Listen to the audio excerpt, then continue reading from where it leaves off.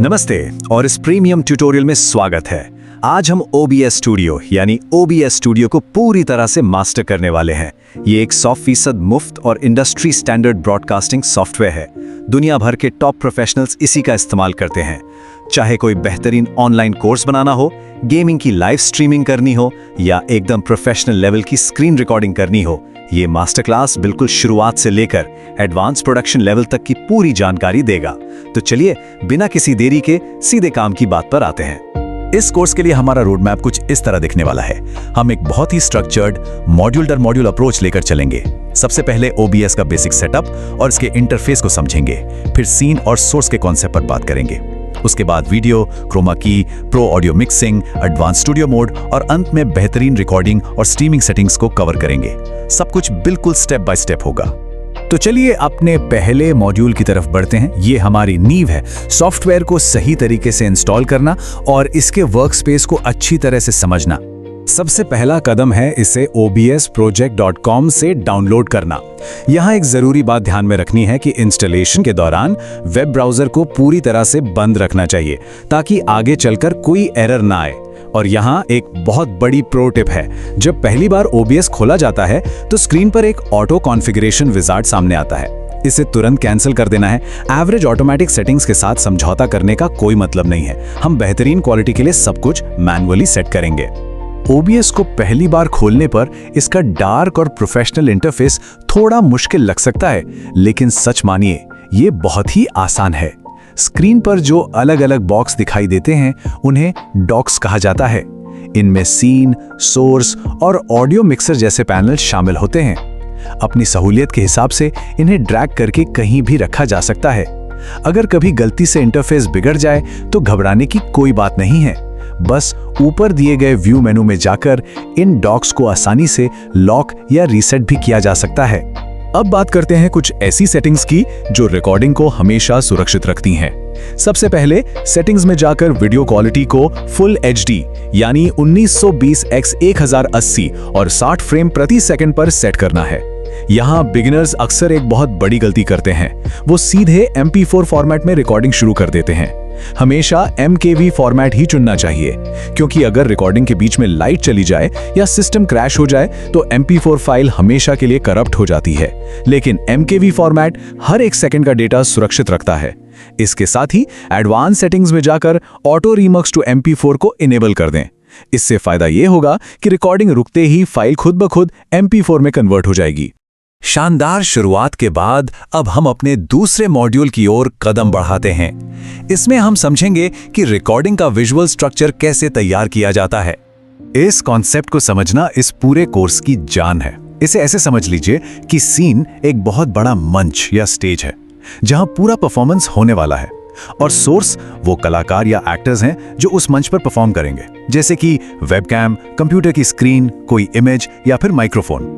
ये सभी सोर्स हैं जिन्हें हम एक सीन के अंदर अपनी जरूरत के हिसाब से रखते हैं।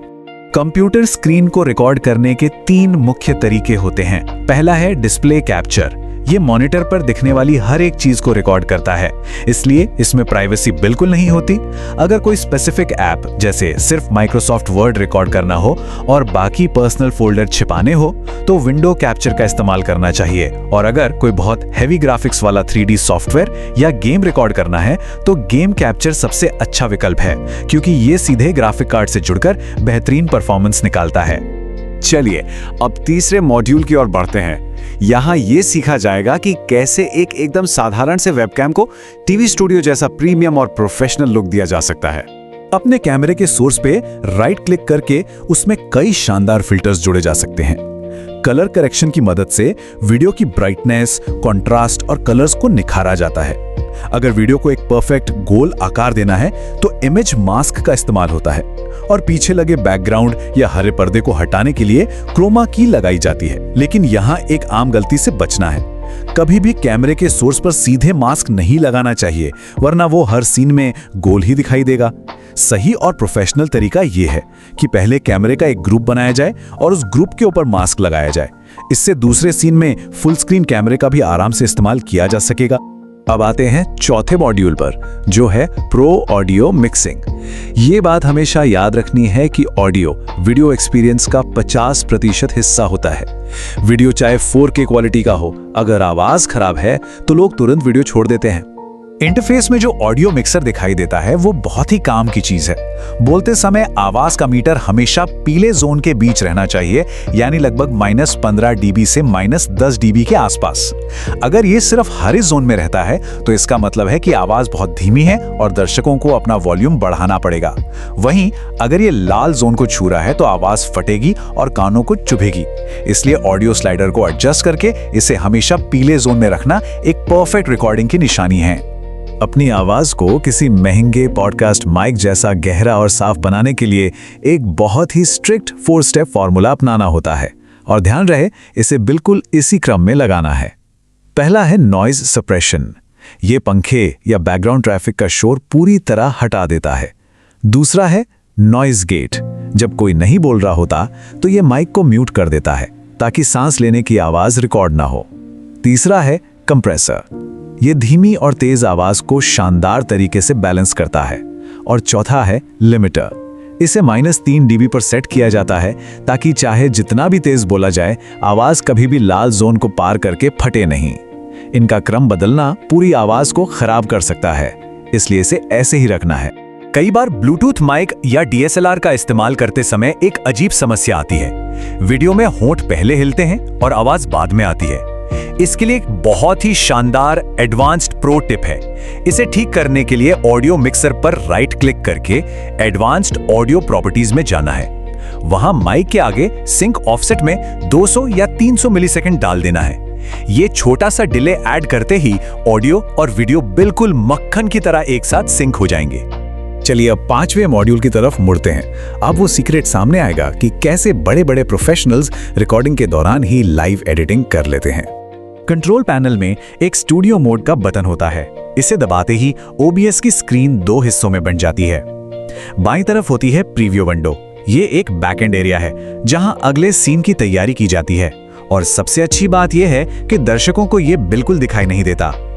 दाईं तरफ होती है प्रोग्राम विंडो, जो सीधा लाइव जा रही है या रिकॉर्ड हो रही है। इस फीचर का फायदा यह है कि पढ़ाते समय या बोलते समय ही बैकग्राउंड में अगला चार्ट, इमेज या वीडियो को सेट किया जा सकता है और किसी को पता भी नहीं चलता। अब हम अपने अंतिम मॉड्यूल पर आ गए हैं, जो है रिकॉर्डिंग और स्ट्रीमिंग। तैयार किए गए मास्टरपीस को दुनिया तक बेहतरीन क्वालिटी में पहुंचाने के लिए सही सेटिंग्स का होना बहुत जरूरी है। लाइव स्ट्रीमिंग के दौरान बिना रुके यानी बफर फ्री स्ट्रीम के लिए सही बिटरेट चुनना बेहद जरूरी होता है। अगर 1080p रेजोल्यूशन और 60 fps पर स्ट्रीम करना है तो सेटिंग्स में वीडियो बिटरेट को 4500 से 6000 kbps के बीच रखना होगा। इसके लिए कम से कम 8 mbps की इंटरनेट स्पीड होनी चाहिए। लेकिन अगर इंटरनेट थोड़ा धीमा है तो 720p 30 fps चुनना बेहतर है और बिटरेट को 2500 से 3500 के बीच रखना चाहिए। इससे स्ट्रीम कभी नहीं रुकेगी। OBS का एक और बेहद पावरफुल फीचर है वर्चुअल कैमरा। कंट्रोल पैनल में बस एक बटन दबाकर इसे स्टार्ट किया जा सकता है। ऐसा करते ही OBS स्टूडियो खुद एक वेबकैम बन जाता है। इसका मतलब है कि अब Zoom, Microsoft Teams या Google Meet की मीटिंग में कोई बोरिंग सा वेबकैम दिखाने के बजाय इस प्रोफेशनली डिजाइन किए गए OBS सीन और ग्राफिक्स को सीधे वेबकैम फीड के तौर पर दिखाया जा सकता है। लाइव वेबिनार्स या प्रेजेंटेशंस के लिए सच में ये गेम चेंजर है। एक प्रोफेशनल क्रिएटर क्लास या स्ट्रीमिंग के दौरान बार-बार माउस से मेनू पर क्लिक नहीं करता। सेटिंग्स में हॉटकी सेक्शन में जाकर अपने कीबोर्ड के कुछ बटन्स को असाइन कर लेना चाहिए, जैसे रिकॉर्डिंग शुरू करने के लिए R, रिकॉर्डिंग रोकने के लिए S और माइक म्यूट करने के लिए M। इससे फायदा ये होता है कि OBS इंटरफेस को देखे बिना ही सिर्फ कीबोर्ड से पूरे ब्रॉडकास्ट को बहुत ही आसानी से कंट्रोल किया जा सकता है। इस मास्टर क्लास को खत्म करने से पहले ये एक फाइनल बिगिनर चेकलिस्ट है। कोई भी रिकॉर्डिंग शुरू करने से पहले इस प्रोफेशनल वर्कफ्लो को हमेशा फॉलो करना चाहिए। सबसे पहले 1080p और 60 fps रेजोल्यूशन सेट करें। रिकॉर्डिंग के लिए MKB फॉर्मेट ही चुनें। अपने स्क्रीन और कैमरा सोर्सेज को सही से सजा लें। ऑडियो पर वो 4 स्टेप फॉर्मूले वाले फिल्टर्स लगाएं। उसके बाद चेक करें कि बोलते समय आवाज पीले जोन में ही रहे। जब ये सब परफेक्ट लगे तभी स्टार्ट रिकॉर्डिंग पर क्लिक करें। ये शानदार ब्रॉडकास्टिंग सॉफ्टवेयर अब पूरी तरह से कंट्रोल में है। एक साधारण से लैपटॉप को high and live TV studio में बदलना अब आ चुका है। तो अब सबसे बड़ा और अहम सवाल ये है, इन नए स्किल्स और तकनीक का इस्तेमाल करके दुनिया के साथ कौन सा कमाल का कंटेंट शेयर किया जाने वाला है। आज के इस ट्यूटोरियल में बस इतना ही। सीखते रहिए और अपने विजन को हकीकत में बदलते रहिए।